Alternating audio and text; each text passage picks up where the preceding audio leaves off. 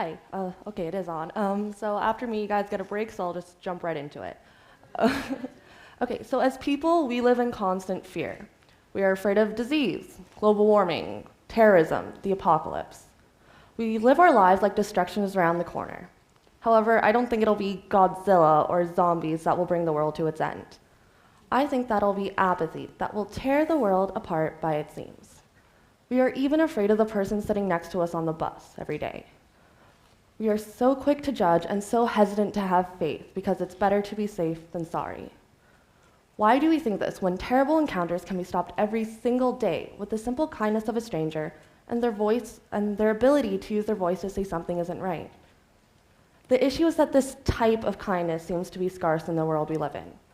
A couple weeks ago, I was on the bus. We got to an intersection and the light was green, but we stopped. What happened was the bus driver got out and helped a man in a wheelchair cross the street after getting stuck in the snow. All while this was happening, I could hear everyone around me murmuring about how kind and amazing and incredible it was. While I can't deny it was a nice thing to do, would we really say it was amazing? I'd personally like to believe it was a regular human thing to do, that anybody should have done, but I guess nobody else seemed to have thought of. It seems that doing something nice for a stranger is above and beyond human capacity, and anyone who rises above that bar gets a gold star and praised for being human.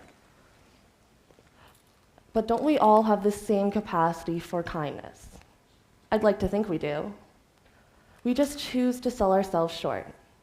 It's not our fault. We are taught it's not my problem. Think of every stranger you pass on the street. Do you care about their name, age, hopes, and dreams? In all honesty, probably not. And in all honesty, why should you? They could die tomorrow and your life would not change a single bit. Their hopes and dreams would be gone like they never existed. I don't know about you, but that sounds a lot sadder to me. We are taught to keep our eyes cast low and mouths kept shut. One of the first things they teach women in rape prevention is to yell fire, not help. People are more likely to come running hearing fire. I am ashamed to know that we exist in a society that will jump faster at a chance to view tragedy than to help somebody in need. People will embrace it's not my problem even as someone's life is on the line. Eyes are cast low and mouths are kept shut as I will scream for help in my stranger-filled world. Author J.K. Rowling once said, "Those who choose not to empathize enable real monsters. For without committing an act of outright evil ourselves, we collude it with our apathy." We wear this apathy like a second skin to protect ourselves from other people, as if their mere existence is a burden to our busy lives. I want to promote the idea that we accept everyone's problems as our own. If given the chance, we should jump up to help someone.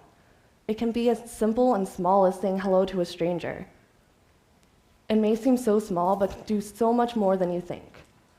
I work at a restaurant, and earlier on in the year, this lady who always came in by herself decided she wanted to pay for another table's meal. That table was so happy and grateful for this gesture, they decided to pass it on and pay for someone else's meal.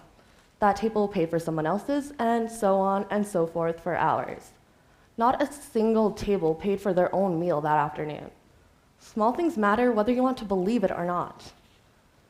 I want us to be rid of the beliefs that we are above helping those in struggles, because we are human, and what is more human than wanting each and every person on this planet to strive to potential and live the best lives they can?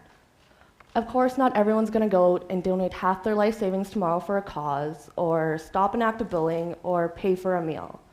But if we start off slow, maybe a smile or a hello, and we break down these walls we barricade ourselves in, perhaps we can at least live with the hope that our future generations will be taught, it is my problem, and I do care.